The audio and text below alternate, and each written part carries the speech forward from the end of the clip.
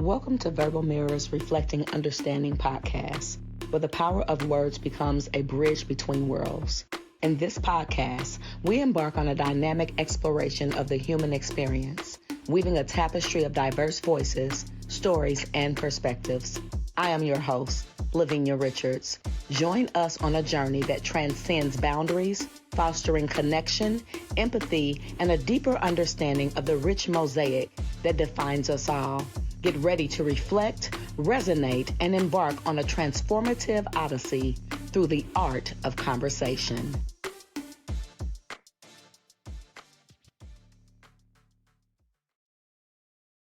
Well, hello, everyone. Welcome to Verbal Mirrors Reflecting Understanding podcast. I want to welcome you on this beautiful evening.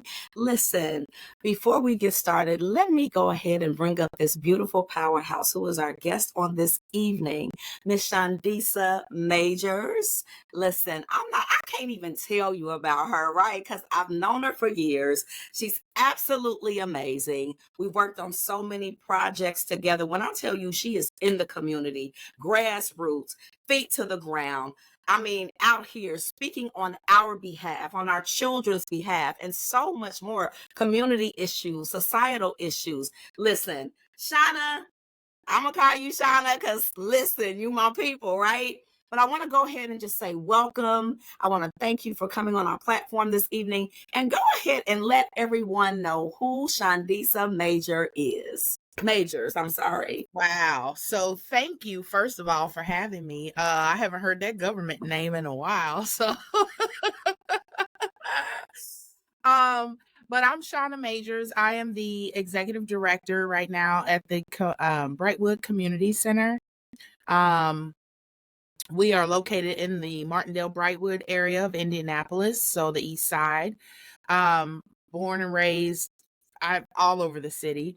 Graduate from Pike High School, then on to Indiana State University. The Sycamores are in the Final Four of the basketball NCAA. Woo, woo.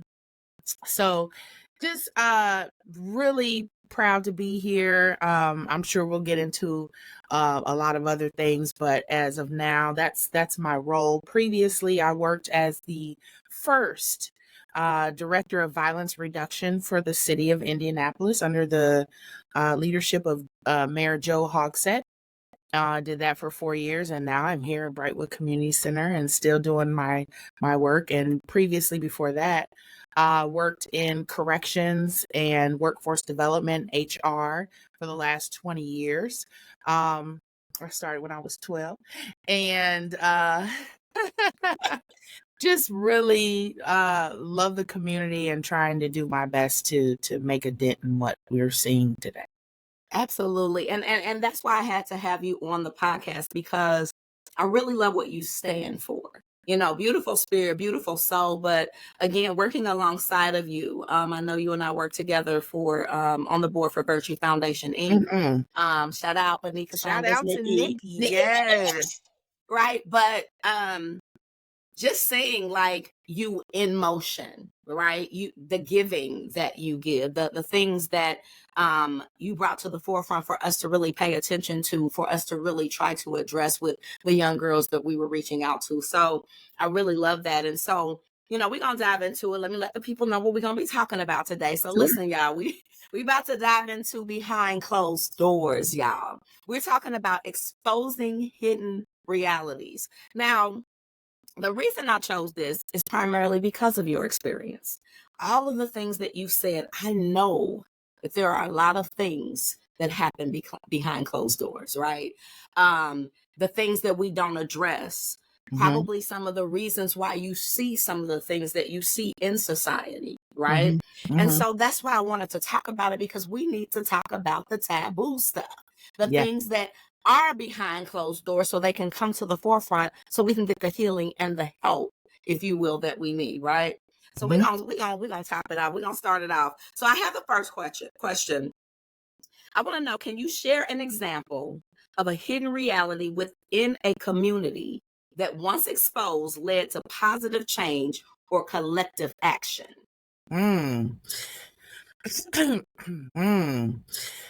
excuse me, I think that in the Black community specifically, there are a lot of taboos that we're not supposed to talk about. And um I know you said one example, so I'll start with sexual abuse.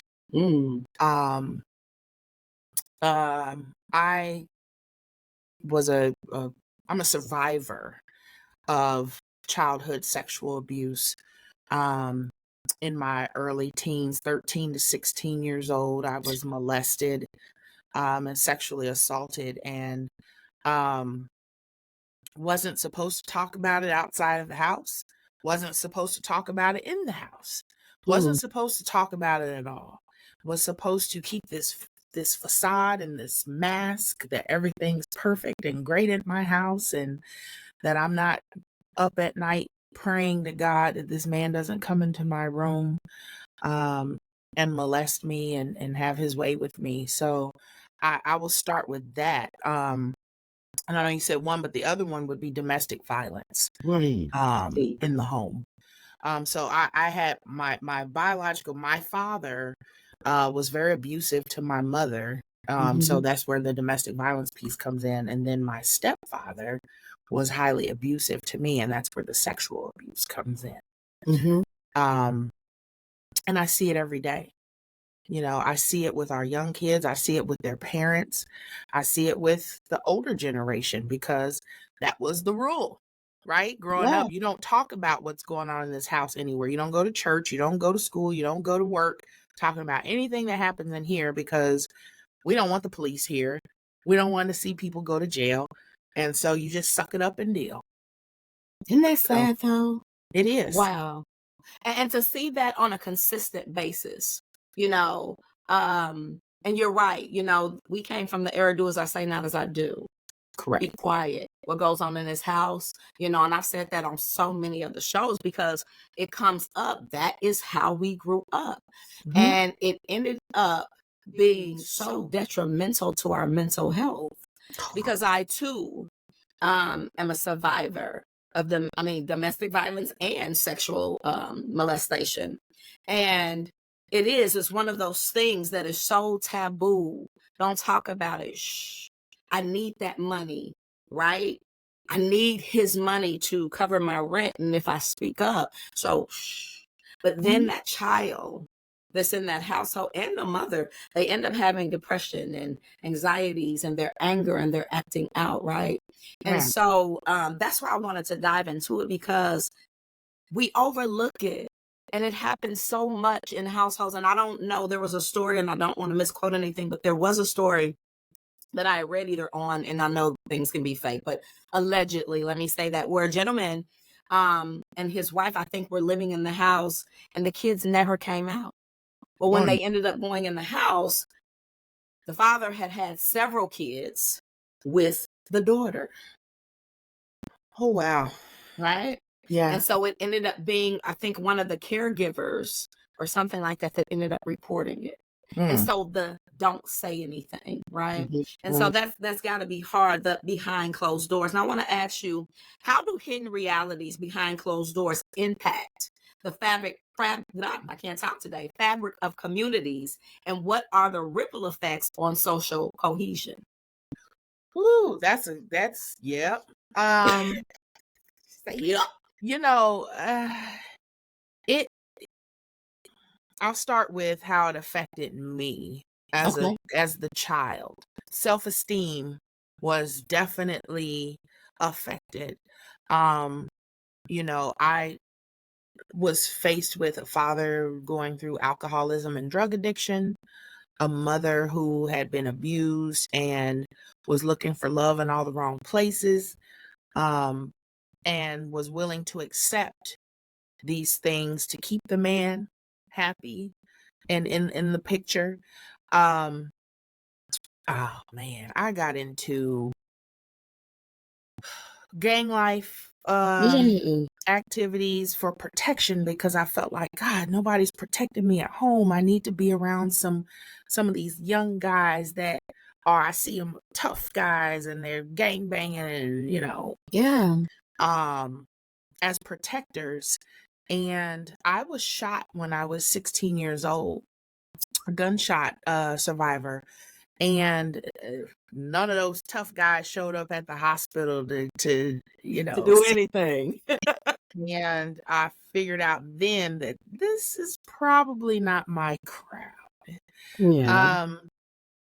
But my escape was education. I no one was really talking about going to college or anything like that. If it was up to my dad, I would have went to General Motors and worked with him as, sweeping floors or something. And I have ADHD. I can't do the same thing every day. I will go nuts. Right. So it took my uncle, my mom's brother, to point out to me that, hey, have you thought about going to college? Have you thought about just, and I was like, so I fast forward, I went through a program in Indianapolis called Center for Leadership Development, and it introduced the concept of going to school. And I was like, hold on, I can leave this place, go there, stay in a dorm, and I just got to get decent grades to stay. Yes. Sign me up. Right Sign me now. up. And so, part of that journey was me figuring out that I was okay and that the things that had happened to me was not my fault. It was someone else's sickness That. that did that. Mhm. It was my mother's inability to accept the sickness that kept her engaged with this person.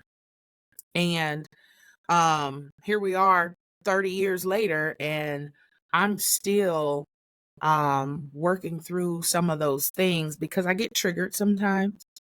But my goal is to let other people know that they're not alone, because for so long I thought I was by myself because we weren't talking about it in the house. We weren't talking about it outside of school.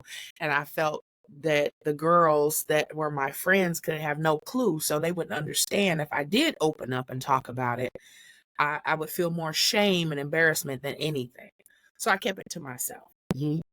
And I think a lot of people do that. But what ends up happening is that you have this rage and this anger inside that when somebody does anything, it could be small, it could be big, Mhm. but it makes you respond in a way that you want to fight.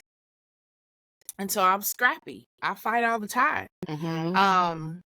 Because I was hurt and I wanted to, even in my relationships with dating guys and Mhm. learning about this about myself, I would give my whole self to this guy thinking, oh, finally somebody's gonna love me without any strings, without anything. And then I was always proven wrong, right? And Right. so I think the ripple effect comes in when you can't have healthy relationships because you Mm. don't have a healthy relationship with yourself. But the other thing that's behind closed doors we don't talk about is therapy and going to get help. And even if it's not a licensed therapist, to be able to sit in a room with like-minded individuals that have been through similar life happenings in their life, to just talk about it. Just being able to talk about it has Right. been a relief.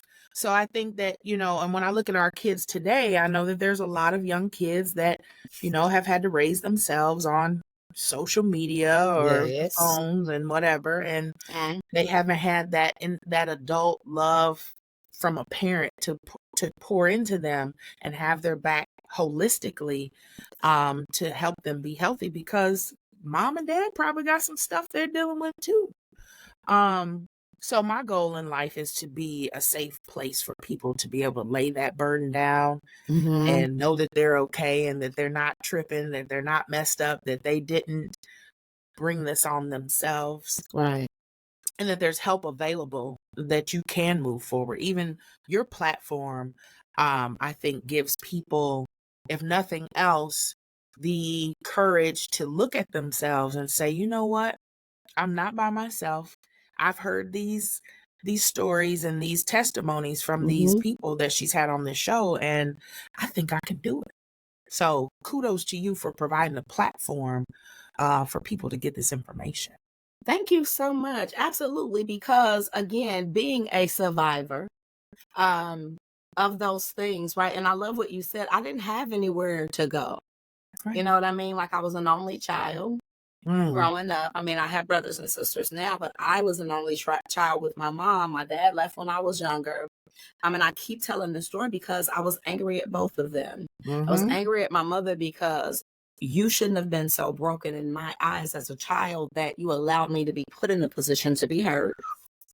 Yeah. And then for my dad, no matter what was going on with you and your life with your new wife, you should have been there for me as a child. I'm looking like you should save me. Why am I watching my mom be abused? Why am I standing here with my mom at 9, 10 years old with a 38 pulled on us and I have no idea what the hell is going on? Mm. Right. And so those things, they carry on. Like you said, you fought. You were looking for, I was looking for love. So the first piece of love that I looked for just happened to be somebody who was really messed up mentally, who was looking for love too and abused the hell out of me.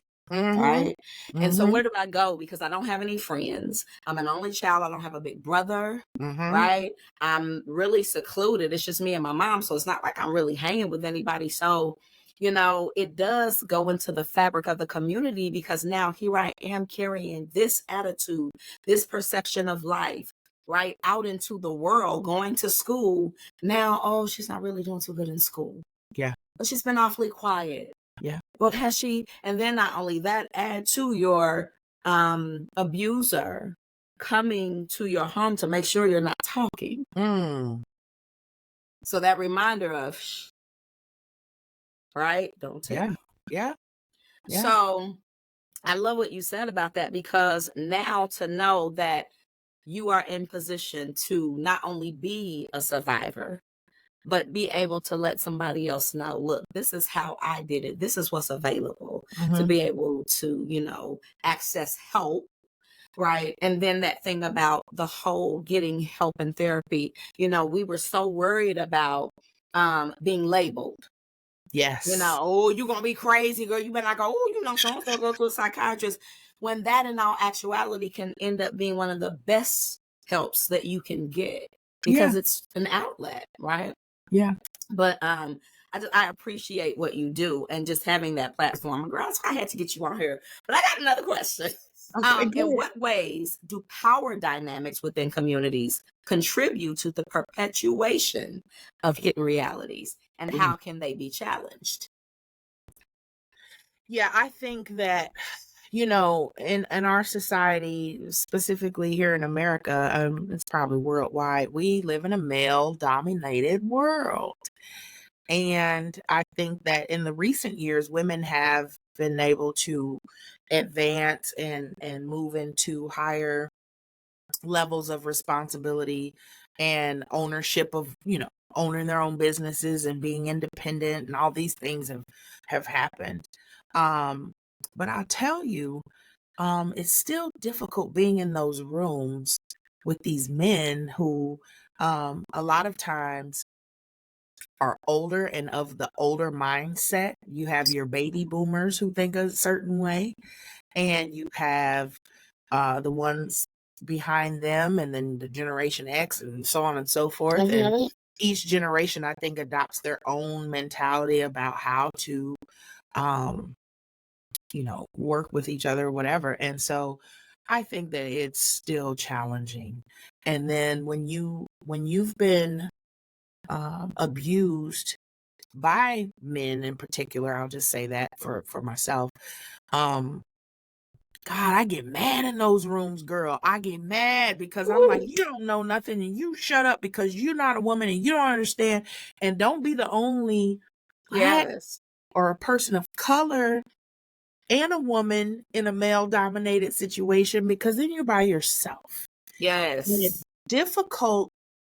And I wish we had more men that would stand up and be allies to women, once you get to these certain levels, for sure, for sure. Any other levels too, but it gets hard, and you've got to dig deep to keep it moving, because I try to keep my North Star, is what I call it, in sight, that I have a mission. I'm gonna get there hook or crook. And so I have to learn to navigate these waters to be successful. And the only thing I don't like is when politics comes into play, where you have to be a certain way to be, let me see how I want to say this, water yourself down to be digestible to others, to get things done. That creates a facade, a face, a mask, if you will. And that mask gets so heavy. Um, and when you show yourself, your real self, people are like, angry Black woman, all these labels Yes. start flying, and makes it more difficult to get through it. But um, I also have seen a change that women are um doing their thing and being more progressive, and some of our society is changing, but we just have that old regime still holding on that won't let Mhm. us break through, because at the end of the day, I've got people behind me, as you do. We've got younger generations that we want to Absolutely. groom and bring up to be these strong people. So I don't know if that answers your question, but I think that's a start of what I see and deal with, for sure. I would have to definitely agree. And just really, I think the accountability piece as well. Hmm. Um, a lot of people don't want to be accountable for the hurt that they impose on other people. Yeah. And so when you say you get angry, um, as someone that was at some point a victim and you walk into those rooms, it would have to be disheartening, because you're like you said, you don't know, you have no idea, you can't speak from my space and place. So for you to take this stance without ever experiencing it, like, just take accountability for that. I'm not you. I Right. don't know. I can maybe empathize with you a bit, right? Right, but don't just take no accountability, like, no, that's it. I'm a man. I don't understand it. That's it. So chill out. You know what I'm saying? And that's the piece, that dismissal. Woo! You want Baby. you want to get my feathers ruffled? Dismiss me. I'm ready to act the O, right? I'm ready to tear it up, Listen. because again, growing up, it was, you were a kid, you were to be seen and not, or yeah, seen and not Seen and heard. not heard. Yeah. And as a woman, you are to follow the leader and speak when you're spoken to. Yeah. And that just don't rock for me. I can't do it. I totally went against the grain. I couldn't do it. I had to be my own me. I had to be my own, live my own way and create my own life, because nobody could live that but me. Period. And I tell people all the time, I get a big fat F in politics. I just don't do it. I can't do it. I've tried to do it. I've tried to go along to get along, just to get things done and shut up and don't say nothing. And then I think about, okay, if I'm the voice in this room and I know that people out here feel this way, I gotta stand on that. I can't Period. sit here and act like, and not say it. I Yeah. might be the only one in the room that they don't want to hear from, but I'm Right. gonna say it. And I And love I'm gonna that stand about on you. it. That's what Yeah. I love, because when you think about it, because I know I am not for everyone, and I'm Thanks. cool Me. with that. You understand? But the people that I am for, the people that I'm speaking up for, the people that this platform is for, right? Hmm. I have to look past who understands me or who likes what I'm saying. That's not what Yeah. I'm here for. So just imagine if you had to just kept going along to get along. How many people would you have blessed? How many people would you be a voice for right now had you just shut up? Mm. Right? How many women would you, Hmm. and not just women, because I know with what you've done, you've blessed a plethora of people, whether they were male or female, young or Sure. old, right? Um, but just thinking about that, I love what you said. Being your true, authentic self really matters. And that's something that is behind closed doors too. We're taught to be one way at home, and then we get out and we got to put on this facade. This is me. Hmm. And if I can be me and I can be seen as me, then maybe I would feel better about life, right? But it's Yeah. you carrying all this weight, you carrying all these secrets, then you get out in the real world and I can't say nothing. So let me fake smile, but inside I am woo. Human. Yeah.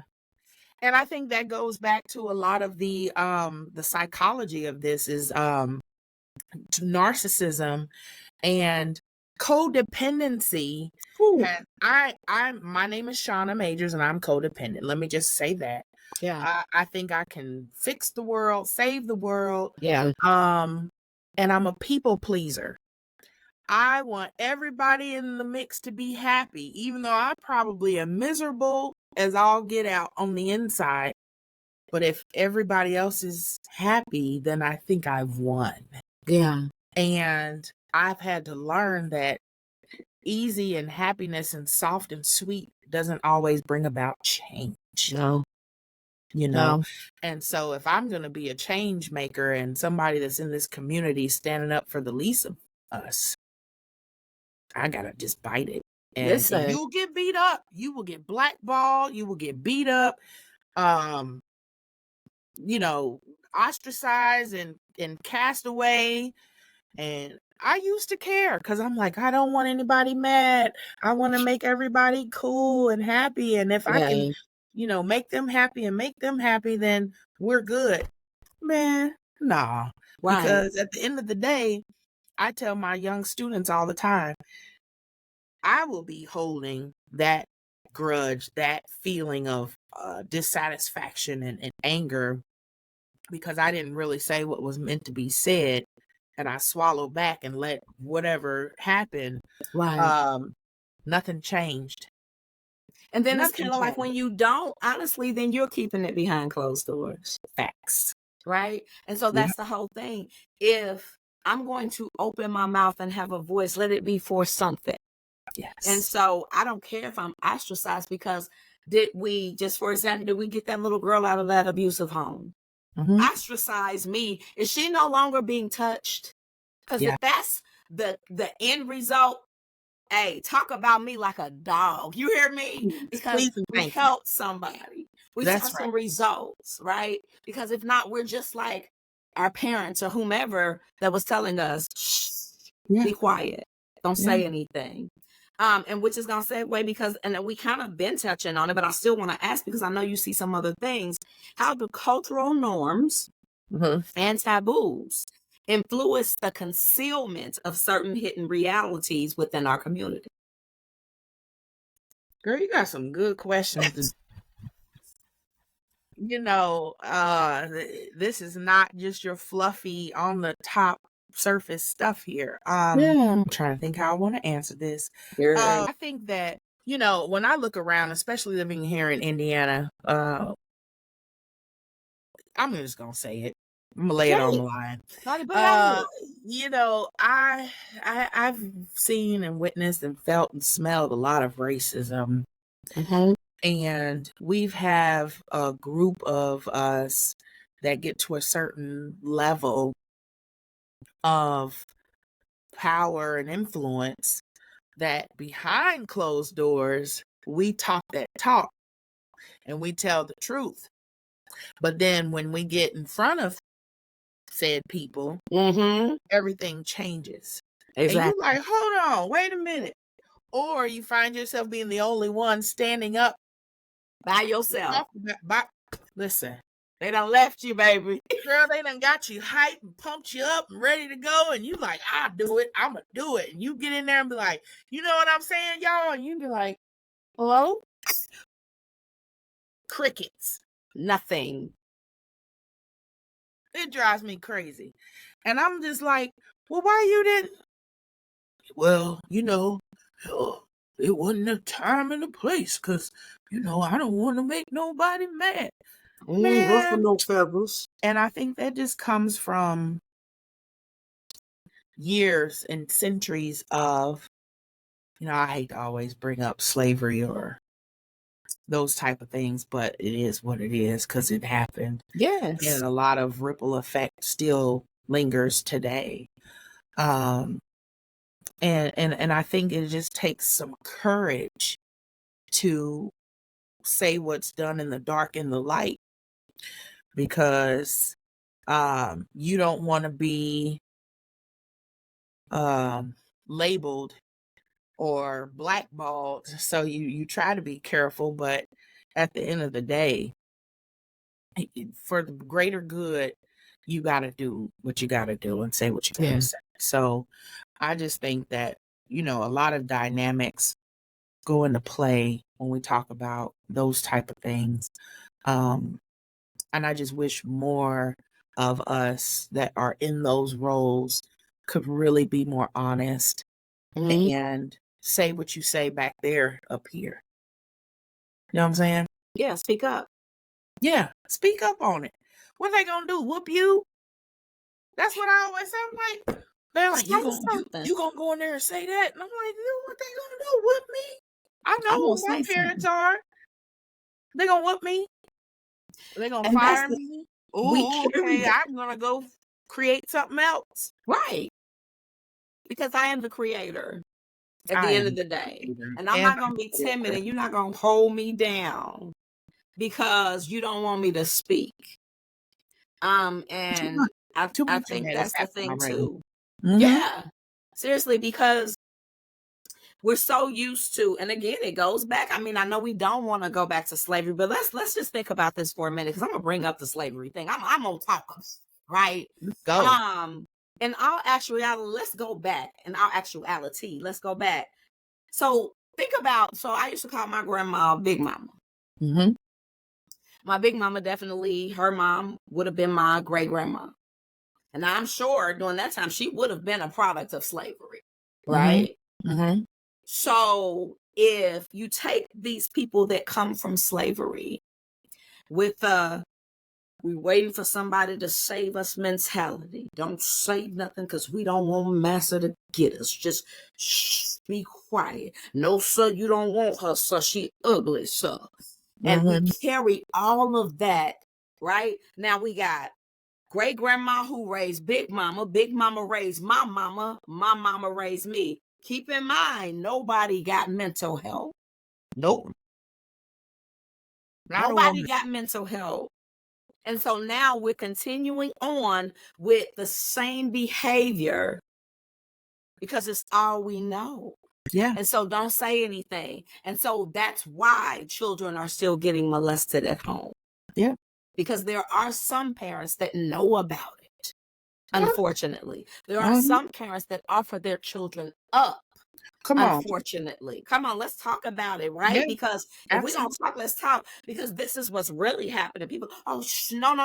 These people need to be saved and helped. Absolutely. Right? And so it needs to be discussed instead of sweeping everything under the rug like everything is cool and these babies are not being touched, male or female. Facts. And right? In my work, I hear a lot more men speaking up about their trauma and their abuse. And as an example, when I worked at the girls' school back in 1998, when I first graduated from college, I was walking around with all this stuff that I had been dealing with at home and the abuse and still trying to figure all that out. And I started working with these young ladies between, 11 and 19 years old. And when they would come and talk to me about how their father and their mother sold them for dope at tender ages, and I'm like, man, I just packed my Barbies up at 12. And you mean to tell me that your father was prostituting you? Let's get into it. Prostituting you so he could get high. So he can get high. It's a problem. It's a problem, sis. It's a problem. And the Barbie doll thing, that took me back because, again, the mentality. Here I am pregnant at 13. I literally had my Barbie van on one side of me and a baby inside of me. And I was so confused, right? How do I balance? I don't even know what's going on with my body at 13. But then I look like, damn, I used to just play with my Barbie dolls. Life was good. Now people hating me. I'm pregnant. I don't know what to do. This man treat me out. And that was the secret too. Yep. You pregnant. We don't want nobody to know you 13. Stay in the house. We don't want the kids to know. You just gonna go back to school and you'll have the baby. But people was coming to my house. Like all of those secrets. Mm-hmm. I think people, especially parents, need to understand how traumatizing that can be to put that much weight on a child. Man, say that. And you're teaching me to be a liar, quite frankly. Period. You know, you're Period. teaching me to be a liar. You're teaching me not to deal with my stuff, and you're teaching me how to wear that mask that we talked about, right? Yeah. You've taught me all this stuff by Yeah. keeping your secrets. Yes. So then as I grow older and I'm trying to shake that, it gets ugly. Even with your family members, when you start talking on what happened and what oh, she's lying, she's making that up. Ain't nobody did nothing, you know. And you're Yeah. like, what? Your most trusted family members are saying these things about you. And you're like, are you serious? Yes. And it Because does it's something to easier you. to It accept the is. lie than to accept the truth. Because Right. now I think that it makes the adult have to be, we talked about accountability. Now I got to be accountable. If she tells me this, if he tells me this, that means that I got to listen to something that I missed. I got to listen to, I put my baby in danger. I got to listen to, I dropped the ball. I got to take accountability that somewhere along the line, I put my baby in harm's way. Mm-hmm. Mm-hmm. So it's And better to keep the secret. facts. It is. And you know, even like with some of these, and I know this is going to be unpopular, but you know, we have a lot of accidental shootings with our young people, right? Because they're getting their parents' firearms, and then when something horrible happens, the parents like, I just turned my back for a second, or I didn't realize they even knew where that was. Kids are not dumb. We watch everything and we see a lot. And if you're showing me how to be a woman or a man, I take my social cues from you. And if you haven't taken the time to work on you, then you're just passing it on along to me. And you can't be surprised when my life goes left. Exactly. I mean, what did you expect? Yeah. Because did you give me any other tools or resources to make it better?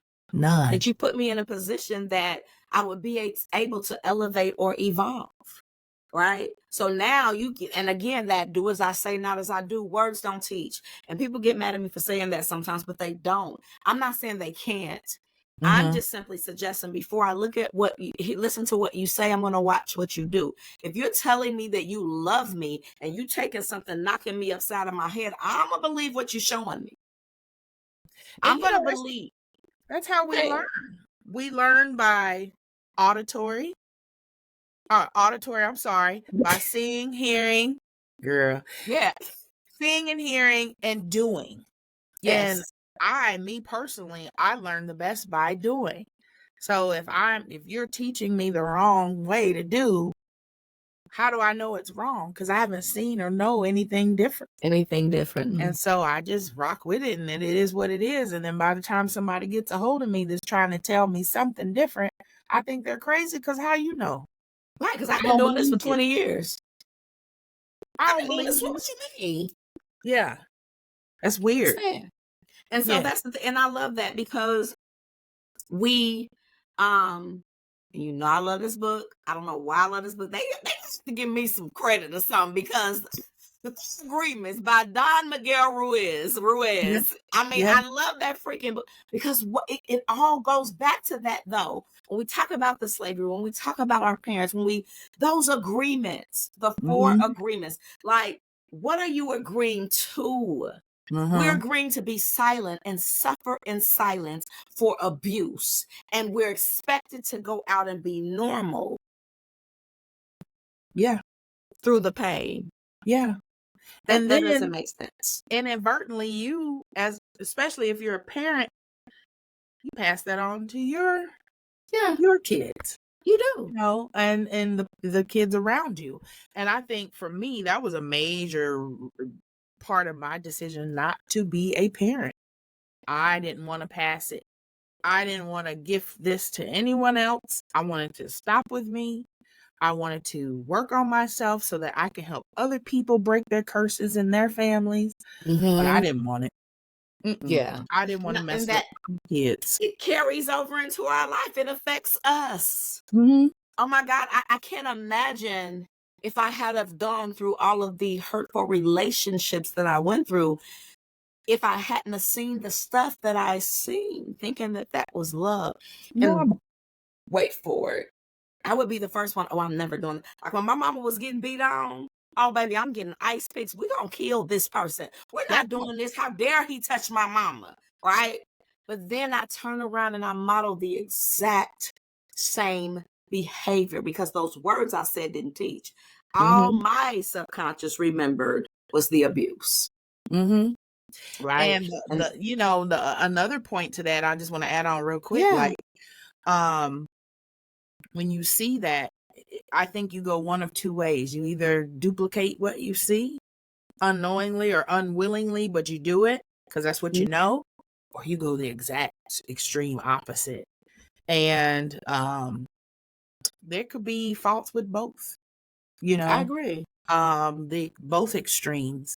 And, that's why I love talking about mental health so much, because especially in our community, we need this. We need to talk about it. We need to talk about the things that are not healthy, the things that are not normal, because like you said, we've been indoctrinated to accept it as it is what it is, and it isn't. It's not normal. It's not. It is not. It is not okay to keep abuse a secret. It is Facts. not to be in the home fearful of your abuser, right? It is not okay to be at home and be struggling to survive because you're scared whether you're going to be touched, whether you're going to eat, with all the secrets, whatever it is, Now, I want to ask you this Mhm. because we talked about a lot of the problems. We talked about the hidden things and all of the things that people, well, not all, but some of the things. The question I have is how can individuals outside of a community respectfully and effectively support efforts to uncover and address hidden realities within that community? Mm. I think, not having, uh, I think providing spaces for healing is important. Mhm. I think that having a wider vision of understanding, for someone to express themselves and not feel judged, um, creating that space of education, of educating that this isn't normal, to break down those bad things we've been taught. I think that people can support by also, here's my usual tagline: talent, treasure, time, talent, treasure, with helping support those that do this work, because it's not for everybody, right?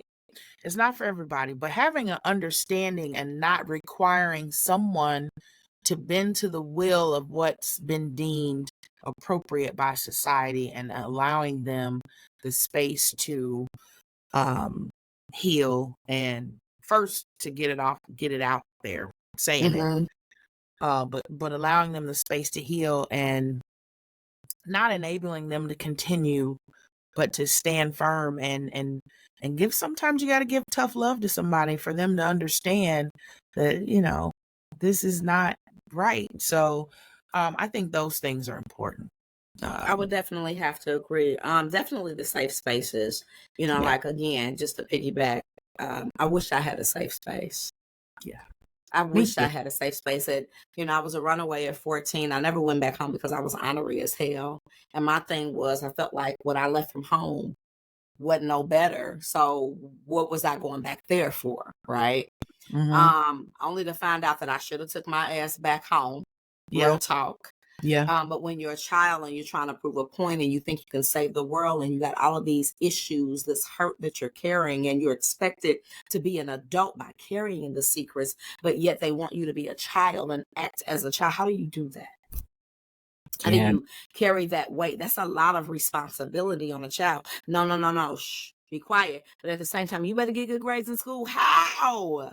How am I going to be an AB student when I am at home being abused? And scared to death And you because you want me to don't. go in and read about Timmy? I don't give a damn about Timmy. I care about me, but nobody else does, and I have no outlet. Right. So that space is imperative. I like And one thing, I'm sorry to interrupt you. No, you're fine. In that space, though, having those people that are understanding of it is important too, because you can be, I can use my dad as an example. I felt safe when I went to his house on the weekends because I didn't have to sleep with one eye open, waiting on that joker to come in there and do his thing with me. But the safe space wasn't as safe as I needed it to be because I couldn't tell my dad. And here's why. My dad's a street dude. All right. He would with all the smoke. So I was fearful that if I told him what was happening in the other house, that he's going to kill everybody in the house. And then he's going to be in prison. And then there goes my safe space. Yeah. Right. So I just wanted to add that in, that those But that's safe powerful spaces. because more stress. As a child holding an adult weight. I can't hurt my daddy. I love my daddy. I need this safe space. So if I say something, I know daddy gonna go hurt somebody. He gonna lay hands for real.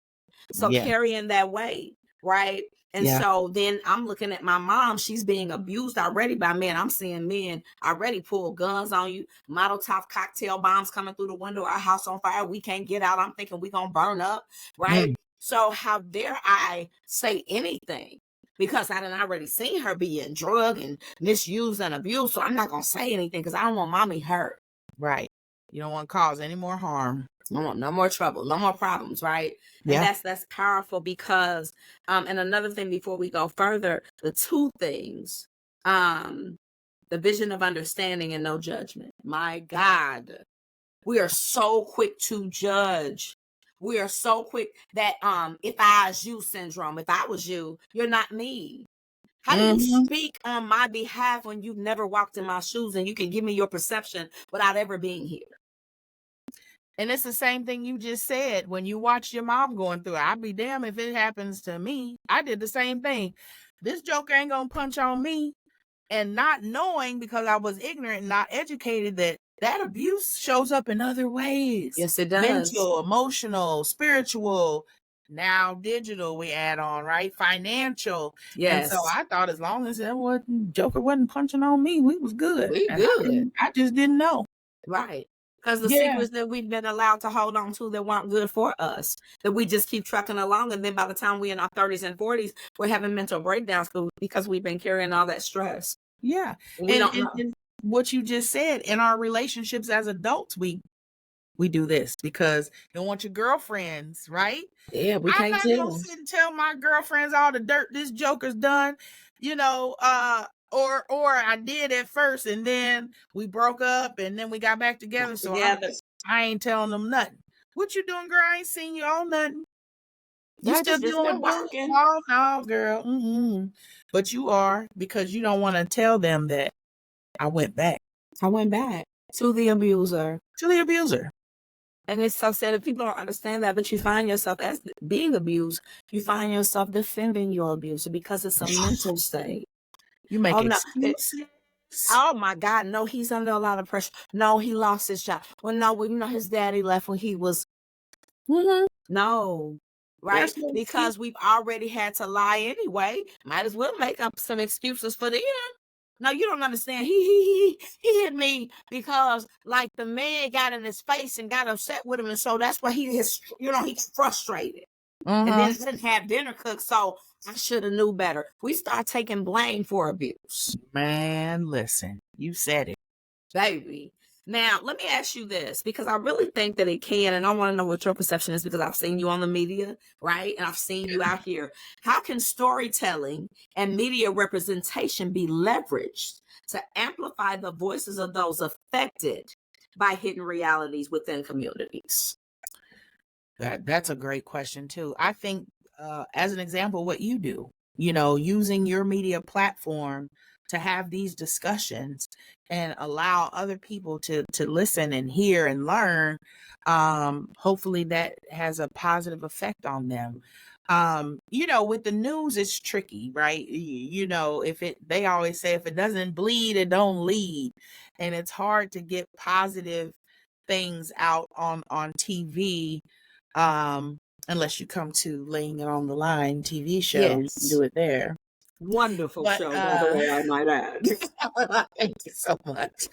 And then sometimes you can, on a radio show. But I think for me, this podcast thing is the way, because you are your own boss, your own person. You're not having to answer to, the TV people or the radio people. They're censoring you and saying you can't, you don't ask that question, or edit that out what she just said. We don't want to stand on that, So I think that if you use media platforms, I love this podcast thing. I think that it's been a game changer for a lot of people. It can be good and it can be bad, but I think there's enough good in it that it can be useful as a tool for people to learn from. I definitely agree, and I agree with that, because again, I think the podcast and even some of the little, not little, I don't like that word little, but some of the talk shows or some of the, are really opening up that space for people to feel like they can be seen and heard. Yeah. And that was very important for me. That's why even with the name Verbal Mirrors, because, and you and I talked about that, we reflect each other all the time. We're mirroring one another, saying sometimes the exact same thing, but differently, right? And so I wanted that understanding reflected. Like, you might be saying this red and I might be saying this plum. Either way, we good. Mm-hmm. We good, whether it's plum or red. Either way, when we look at it, I'm gonna get the plum, you're gonna get the red, we're gonna have the same color. Sure. And without the judgment of, oh my God, you're so stupid, they didn't teach you that. Or, all of the things, like allowing individuals to be themselves without the judgment, right? If you like ketchup and I like mustard, you know what? It's good. We don't have to argue about it. Do your thing, right? But I think that these platforms, I get it. I know people got to make money. I know they got to do their thing. But the one thing that I wanted to really use this platform for is to definitely allow people to tell their story and to be seen and heard. Because I think even with adults, when you get in relationships and you're no longer valued, you're just needed, but you're not wanted. Yeah. Right? You're not desired. You're just that person to have sex with, or you're that person to keep the house clean or to take care of the kids. Like, all of those things play a huge role in our mental wellness. And so when we're holding on to those things, those are still secrets too. We don't want to go tell Roberta that Robert ain't paid the bills and we had to work 2 jobs to cover the mortgage. Secrets. Or that he's not working at all and all he do is sit around all day playing a video game, smoking reefer. Yeah, because he needs to be high and chilling. If he's talking about what we having for dinner when you get home from work. Listen. Last question, and I appreciate you so much. But this one right here. What systemic changes are needed to dismantle the structure that enables hidden realities to thrive within communities, and how can listeners contribute to this effort? Well, systemic to me, in my mind, means there's a system, right? And I think that it takes a system to dismantle a system. So I think that we have to create a health and wellness system that battles the systems that are punitive. I love restorative justice. I think that is a great model of allowing people to work through their things without having governmental or some other system in the mix. Because I'm gonna be honest, I think that our government has created so much of this stuff with us, not being able to work out our own things in our own way. And I don't think that everything has to be punitive and end up in jail, but I also think that there's an opportunity for us to be able to work through some of this stuff if we can sit and have these discussions. So it takes a system to debunk a system, I believe. And I think that we have to, as change makers and people that are looking to make changes in the world as we see it, have to band together and be able to work together to bump up against these systems. Because you can run full speed ahead by yourself, and listen, we just talked about that, you be by yourself. But having allies and accomplices and people that are really true to change versus someone who's just trying to do it just to say so, right? Right. I think it has to be genuine, and it has to involve people that you may not even believe. Sometimes, people will rock with you that you think, oh, I got all these friends that they're gonna support all this stuff I do, and it's a complete stranger that will support you because they got something from it. So I think that we just have to create a different system that is working for the greater good of us versus against us, because the system that we have now works just fine. It's not broken. People are saying our system broken. No, it's working the way it should. We just gotta bump that thing and dismantle it. Right. I like that. I like that, coming up with better solutions. And it Yeah. definitely takes a village. We used to say that with children, but it takes a village in the world to be able to put these things out in the forefront. The resources, the awareness of what's going on, debunking the system, taking those secrets out of the household, bringing them to the forefront so they can get the help and the things that they need. Yeah. Listen, I can chop it up with you all day, all night. You already know how we roll, so let me get ready to shut it down. But before Yes, I ma'am. do, I just want to make sure that you leave the listeners with any and everything, because I know that you have a ton of resources. Again, I love what you do, and I know that your whole purpose is to make sure that people are helped within these communities, whatever those situations are. So please leave platforms, emails, whatever you need to leave the people with that. Okay, sure. And again, I want to thank you for having me on. This has been an amazing, this hour went by so fast, my goodness. But brightwoodcommunitycenter.org is our website. www.brightwoodcc.org, I'm sorry. And then my personal email is smajors@brightwoodcc.org. Our phone number here is 317-602-4780. We are located right here on 22nd and Dr. Andrew J. Brown on the Martindale Brightwood community. I know that we serve 46218, but I don't turn anyone down that needs help that I've got. If I've got it, you get it. If I don't, I'll try to figure out who has it and connect you with that. Awesome. Listen, I want to thank you so very much for your time, your talents, all of your knowledge, for sharing, for all that you do, for all that you pour into the community. Like I said, because I know that you're helping not just me, but my grandchildren, my children, all of the things, and my friends. And so again, thank you again so much for being on this platform. Thank you. Ladies and gentlemen, you heard it straight from the horse's mouth. Amazing Shondisa Majors, or Shauna Majors. Look, I call her Shauna, so Shauna. But again, just thank you so much for being on. So, ladies and gentlemen, I want to thank you so much for being on Verbal Mirrors Reflecting Understanding podcast. As you know, you can catch us on Podbean, you can catch us on Samsung, iHeart. Listen, you can catch us on Amazon. We are on so many platforms, right? And our email is verbalmirrorspodcast@gmail.com. If you're interested in getting on the show, we greatly appreciate you. And so we're going to close out with the video. You know how we do. Have a wonderful evening, and we look forward to seeing you next week. Bye.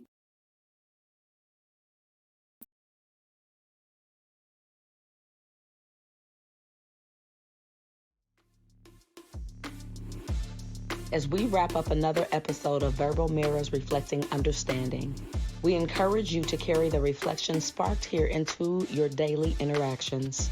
Let the echoes of diverse perspective guide your journey towards greater empathy and connection.